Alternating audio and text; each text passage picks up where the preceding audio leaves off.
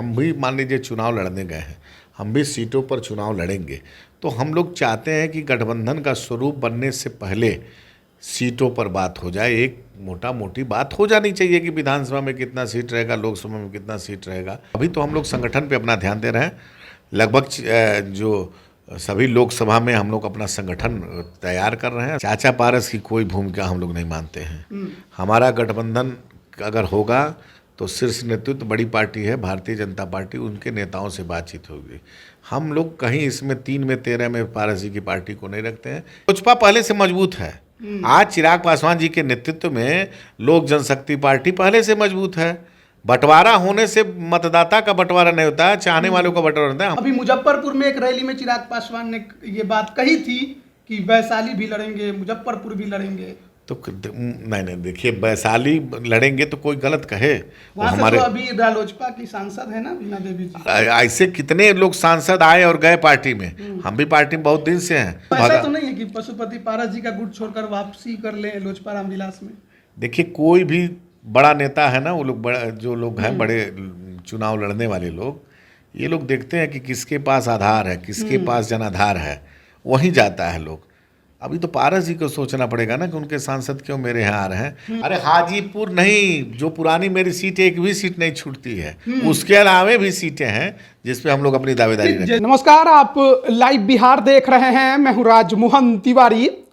लोकसभा चुनाव 2024 को लेकर बिहार की राजनीति में खूब दांवपेच देखने को मिल रहे हैं। एक तरफ महागठबंधन 7 दलों का नीतीश कुमार विपक्षी एकता के लिए लगातार दूसरे राज्यों के दौरे पर जुटे हुए हैं। वहीं दूसरी तरफ बात अगर एनडीए की करें तो अभी तक सब कुछ साफ नहीं हो पाया है कि एनडीए में कौन कौन हिस्सेदार होंगे। पशुपति पारस जी तो केंद्र में मंत्री हैं, लेकिन चिराग पासवान कब शामिल हो रहे हैं, उपेंद्र कुशवाहा कब शामिल होंगे, मुकेश सहनी का क्या होगा, जीतन राम मांझी क्या पलटी मारेंगे, ये तमाम सवालें हैं। लेकिन इसी बीच लगातार ये देखने को मिलता है कि लोजपा रामविलास के राष्ट्रीय अध्यक्ष चिराग पासवान से कभी बीजेपी के शीर्ष नेता मिलते नजर आते हैं, तो कभी दूसरे सीटों पर जो लोकसभा सांसद हैं उनके परिवार वाले भी मिलते दिखाई देते हैं। तो क्यों आखिरकार अभी तक एनडीए में चिराग पासवान की एंट्री को लेकर सब कुछ साफ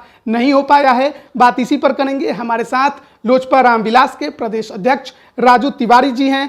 सबसे पहले तो सवाल यही रहेगा कि आखिर देरी किस बात की एनडीए में शामिल होने से? नहीं, देरी किस बात की नहीं। देखिए, हमारे राष्ट्रीय नेतृत्व के हमारे नेता लोग बात कर रहे हैं और एक गठबंधन मतलब ऐसा हम लोग करना चाहते हैं कि पहले से कुछ क्लियर हो जाए।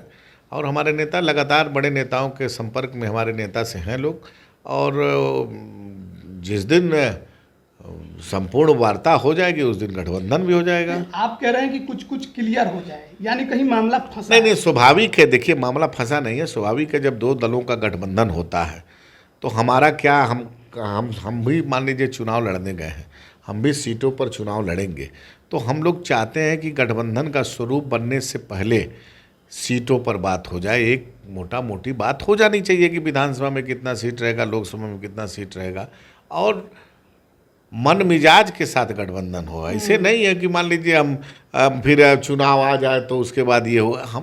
हमारी सोच ऐसी नहीं है।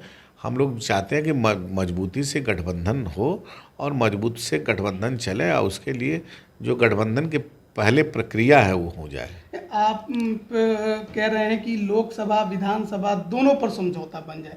चुनाव फिलहाल लोकसभा का है, तो क्या पार्टी दोनों चुनावों को लेकर एक साथ चल रही है?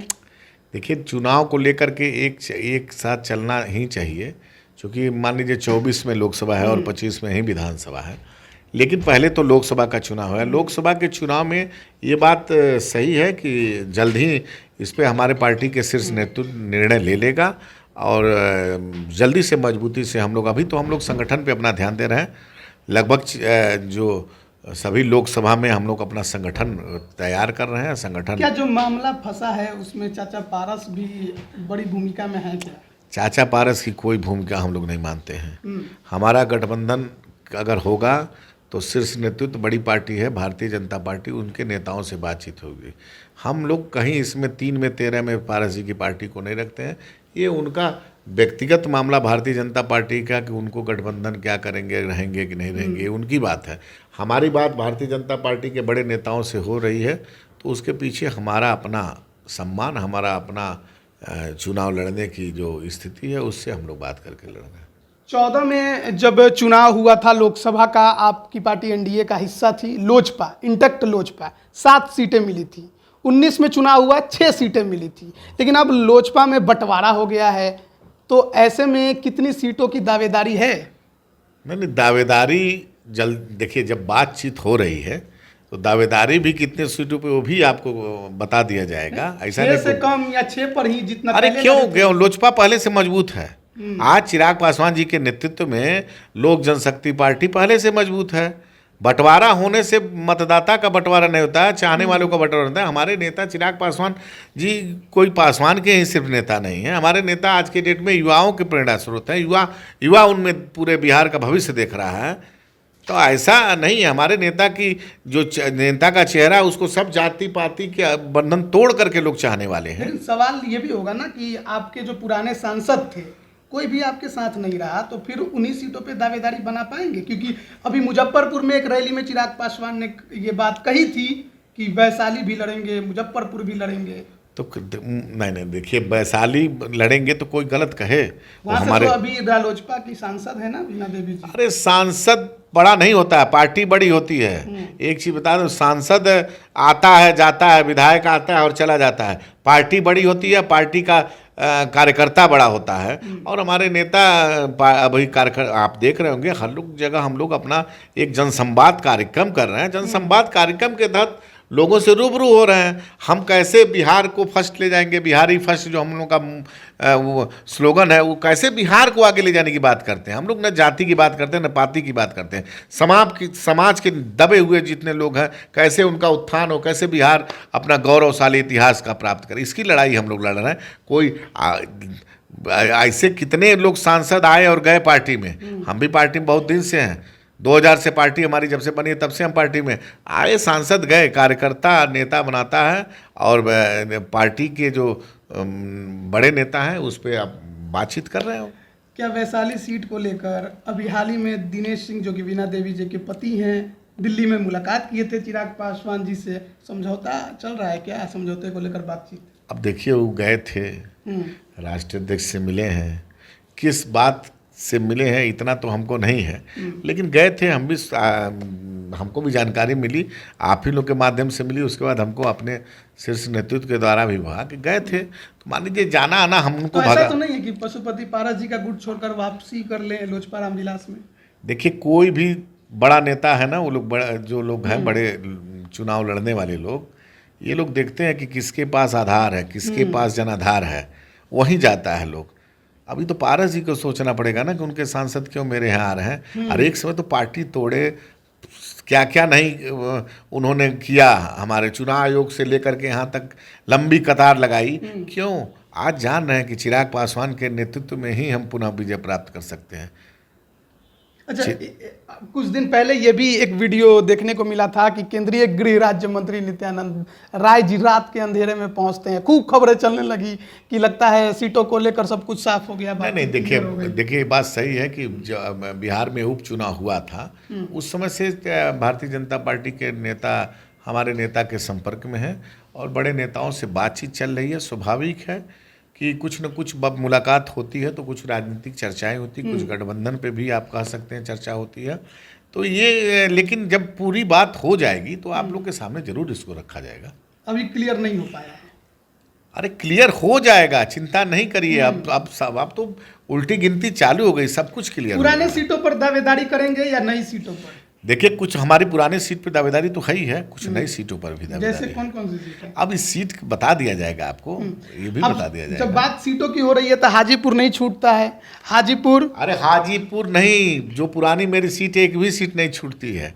उसके अलावे भी सीटें हैं जिसपे हम लोग अपनी दावेदारी रखते हैं। जैसे कि चर्चा तो छिड़ गई है ना कि चिराग पासवान जमुई छोड़ के हाजीपुर आएंगे, वो नहीं लड़ेंगे तो उनकी मां लड़ सकती हैं। कई लोग ये भी सवाल उठा रहे हैं कि क्या वो हाजीपुर सुरक्षित सीट से लड़ने के लिए योग्य हैं कि नहीं। देखिए, कयास लगा रहे हैं लोग, तो लोगों को कयास लगाने में हम नहीं कुछ कह सकते हैं, लेकिन स्वाभाविक है कि अब सीट की बात चल रही है, और हम तो ये बात आपको जिम्मेदारी से कर रहे हैं कि पुरानी सीटों के साथ साथ कुछ नई सीटों को भी ऐड करके हमारे नेता बात कर रहे हैं।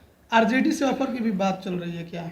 अब सब कुछ मीडिया में बताया नहीं जा सकता है। देखिए अब ये सब देखिए, कुछ बातें ऐसी होती हैं जो पार्टी के अंदर की बात होती है, उसको खबर करना कहीं से क्या उचित अगर नहीं मान होता है। लीजिए समझौता नहीं हो पाया एनडीए से आपके शर्तों पर, तो क्या चिराग पासवान महागठबंधन की तरफ जा सकते देखिए, हैं? शर्त नहीं होती है, हमारे नेता शर्त के साथ साथ सम्मान और सोच, हमारा मान लीजिए गठबंधन हो तो सम्मान हो, सोच हो, विचारधारा हो, मन मिजाज एक हो।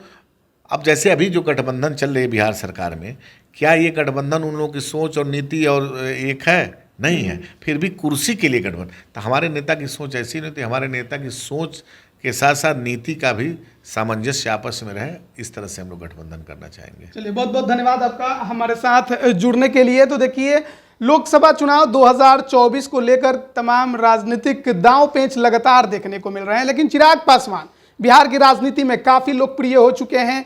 आए दिन लगातार ये देखने को मिलता है कि लोगों के बीच कार्यक्रम करते रहते हैं, जनसभाएं खूब संबोधित करते हैं, खूब भीड़ भी उमड़ती है और उसके बाद से चर्चा छिड़ जाती है चिराग पासवान कहां जाएंगे। अभी तक किसी गठबंधन का हिस्सा नहीं है, बीजेपी की तरफ ज्यादा झुकाव है, लेकिन गठबंधन का ऐलान कब तक होगा? हाजीपुर आएंगे या कोई और लड़ेगा? तमाम तरह की चर्चाएं छिड़ी हुई हैं। आरजेडी से ऑफर को लेकर भी है। इन सवालों का जवाब लेने की कोशिश की गई। प्रदेश अध्यक्ष राजू तिवारी से हम बातचीत कर रहे थे।